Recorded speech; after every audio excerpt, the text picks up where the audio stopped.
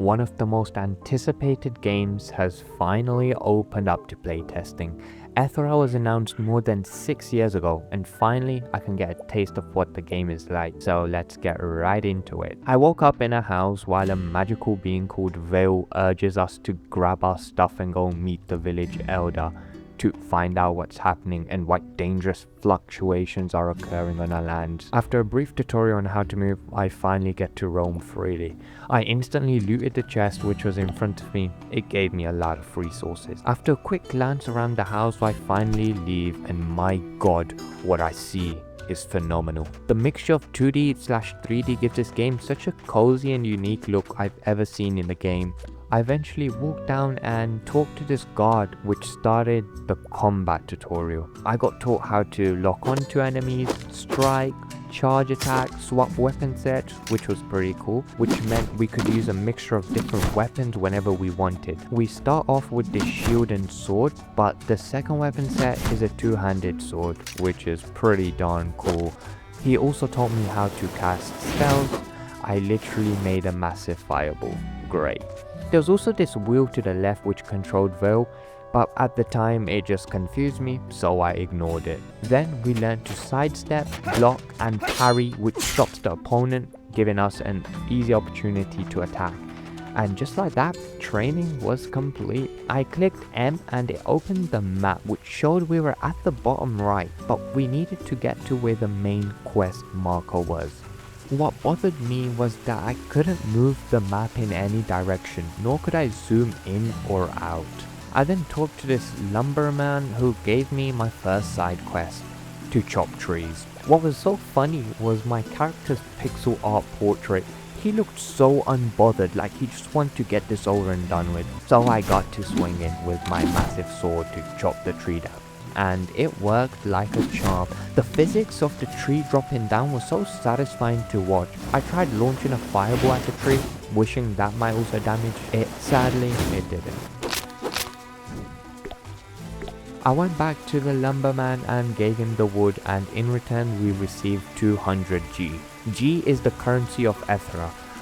I pressed escape on my keyboard, and then this menu popped up where we could see our items and quests. These specific buttons didn't have their own keyboard shortcut though, so I could only press escape to go to the menu, then I had to press space to enter any one of those buttons, which was pretty annoying from time to time. But then again, this is a playtest and a lot of things will change. I finally made my way down and saw a letterbox. This is how one saves in this game, so I did. And then I learnt of my character's name. It was Bob, which made me laugh because usually main characters have cool names like Cole, William, Conrad. Our character's name is just Bob. Alright. I walked on, and instead of crossing the bridge, I went left of it and met my first real enemies. Slimes. I was still getting a hang of the controls, but I took them down with ease. After ending those slimes, I saw on the menu that I could level up my stats, so I put my points in strength, endurance and constitution. I made my way further up the hill, and then I saw it, a mushroom which instantly let out some poisonous green gas on me, which did not help my confidence at all. I couldn't take the mushroom seriously though, because it was making human sounds. I was so dumb that I didn't even realize I had 3 potions, because I was entirely focused on the enemies in front of me rather than looking at my health bar. And eventually, they killed me. The mushroom killed me. Bob had died. Rest in peace, Bob. Oh, how your unbothered face always brought a smile to my face. I hate you mushroom beings. Burn all of you. After respawning and remembering the basics of my combat training, I showed them no mercy whatsoever. Just behind me was a damaged house, so I did what any hero does and looted the only chest in it, which gave us something beautiful. A martyr's ring. I went into my items and hovered over the ring, but there was no equip button, so I just left it.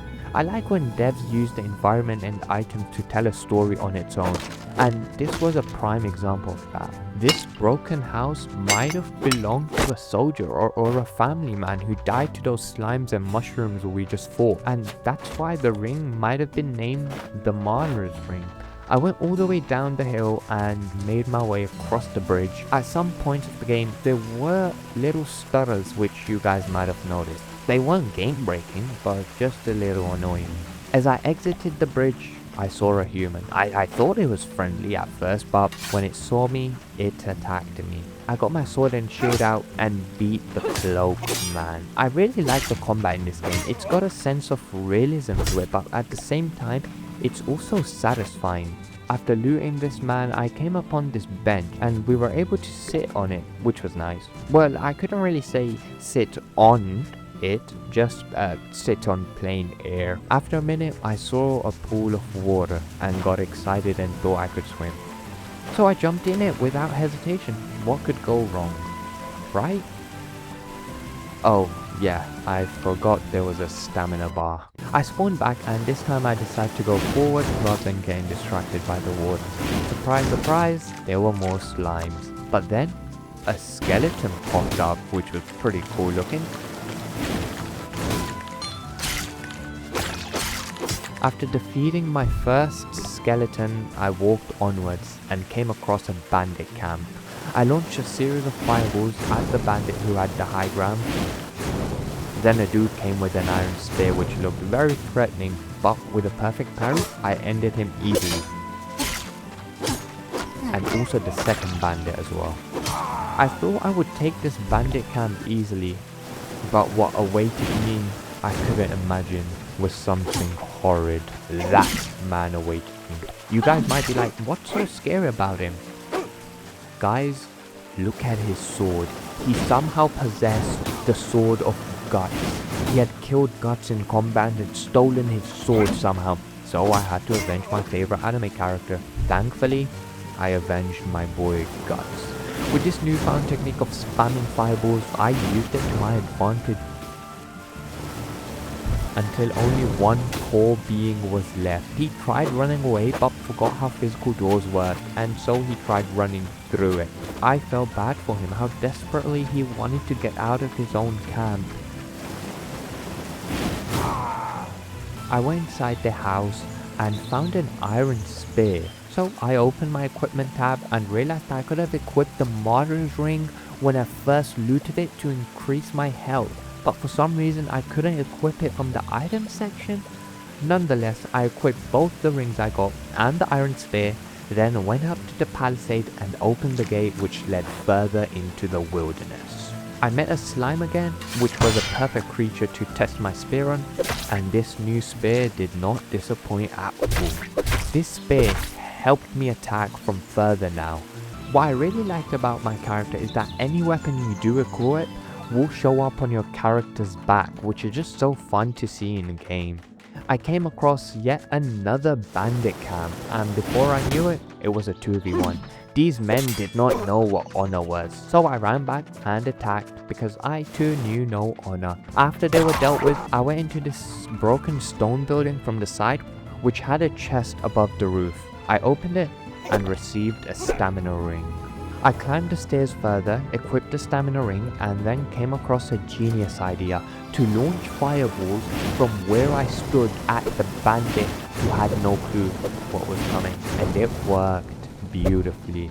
I walked down the stairs and I saw a man which looked more threatening than I had. So I did what any coward would do, use the stairs, as I remembered that bosses can't run upstairs in any game for some reason. He nearly ended me, but with the extra stamina in hand, I got upper hand eventually. I took care of the bandit camp and pillaged whatever I could. After doing so, I found this iron greatsword which I equipped in weapon set 2. It looked handsome on my back. Up ahead to the right, I happened to come across my third bandit camp. These men were not playing around though, as they charged me. But I knew what I had to do. I retreated, like I always do, and used my range as an advantage. Then I proceeded to use my spear while moving around the 3 bandits. It was a beautiful sight to behold indeed. Only one unfortunate soul remained, and he too ran desperately like that one before. After a humiliating showcase of my aiming skills, I finally got him with my trusty spear. I looted the camp and got my first piece of armor, which I gladly put on.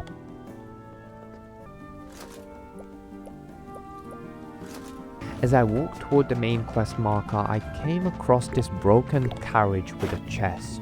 So I stole it like any other main character does in a game. It was well worth it. I climbed the hill and saw the first signs of civilization in a long time. But first, I stood atop the hill to take in the beautiful scene of the town in the distance before jumping down and entering the church. I talked to the priest, but she shooed me off. Finally, I had arrived in town. I talked to the village elder and he asked me to go to the priest as she knows more about the undead who are spawning more and more frequently. So I made my way back to the church and well, the priest wanted to talk to me now. She told me that skeletons won't greatly be damaged by swords or arrows and that I had to use my fireballs to pick them off instead. She asked me to go look for a group of bandits who stole the key to the abbey, and so I followed the main quest marker, and to my surprise, I had already killed the bandit camp whilst I was making my way down to the town. Thankfully, they hadn't respawned. I found the abbey key and we were off to the graveyard. I upgraded what little points I had and then it suddenly got darker. I entered a spooky looking cave and got a taste of the undead firsthand. My stupid brain had already forgotten what the priest had said earlier and I had started attacking the skeletons with my spear, not knowing I could just fireball them. It took longer but eventually I did defeat them. I walked further into the cave and my memory came back to me as I used the fireballs to my advantage. I could finally see the opening, and so I made my way out of the cavern. Then I saw it. This wasn't like the other enemies. It wore a much more menacing cloak and hood. It let out some purple particles which instantly told me this was a powerful witch I was going up against. Then the thing suddenly started shooting fireballs at me in quick succession. Like, that's my thing, not yours. The witch had also spawned a few skeletons. I put in a few hits on the skeletons, but I lost morale and retreated. But I came back after a few seconds because I had made up my mind. I was either going to kill this witch or die trying. I came in fast and focused with everything I had on this witch, and it worked wonders. The witch eventually fell. Compared to the witch, these skeletons were worms, and my spear and fireballs did not betray me either. I opened a chest which sat on the stone monument and I was rewarded with thorn boots. Similar to how they work in Minecraft, these reflect the physical damage I received back at the enemies. I walked onwards and found a little camp to rest in. After restoring my health a little bit, I journeyed onwards as I took in this beautiful game. I'd finally reached the entrance of the graveyard. Not to anyone's surprise, skeletons came running at me, but I was a veteran now. I took them down easily. As I looked around, I found yet another chest and in it was the thorn helmet. And wow, it looked deadly. I looked like the Wild Hunt from The Witcher. It scared me. I was then forced to solve this puzzle where all statues needed to be staring toward a tree. I hate puzzles, and this took me a good few minutes just to solve. Next came another puzzle where one torch was lit but the other was not. I remembered having a torch in my inventory, so I got it out and transferred the light onto the unlit torch. It worked and the door opened. Then I encountered a boss fight. This was much more intense than the witch because I couldn't even retreat. The door literally shut behind me and so I was trapped and forced to face whatever that thing was. I started off with a few fireballs, but it quickly closed the distance and he started damaging me. I dodged and attacked with my spear until I realized he had started spawning a few skeletons, which meant this fight was about to get a lot harder. I kept my distance though, making sure to use the fireball to my advantage. And then the last fireball hit him and he fell. Then I killed the skeletons bone by bone. Get it?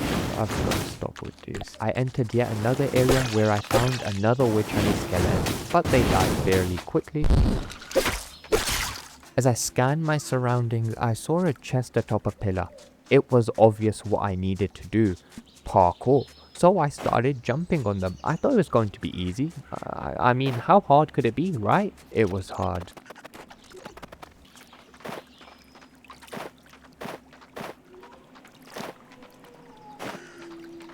After a few attempts though, I finally got to the chest and opened it. It was a spear. I love spears. I was about to reach the final area to face the final boss. I was ready to go. Oh, yeah, the playtest restricted me from going any further. Damn it!